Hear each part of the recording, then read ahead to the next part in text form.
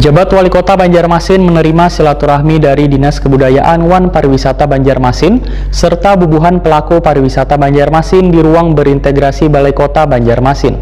Kegiatan silaturahmi sekaligus menindaklanjuti surat dari Disbudpar Banjarmasin terkait pelaksanaan vaksinasi COVID-19 untuk bubuhan pelaku pariwisata. Nah, pemirsa, berikut kabar lebih lengkapnya.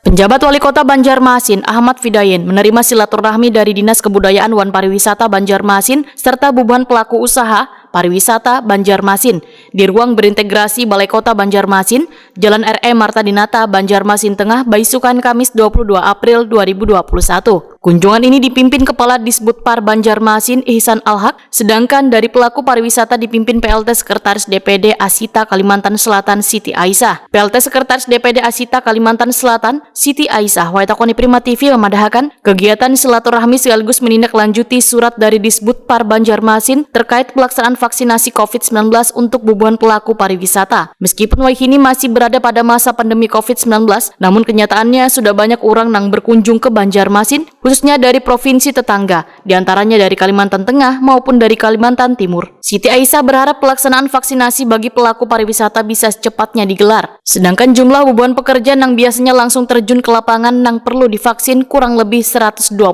orang. Terkait kunjungan hari ini ke Bapak PJ Wali Kota, kami dari pelaku pariwisata di Banjarmasin mengajukan menindaklanjuti surat kami untuk pengajuan vaksinasi COVID-19.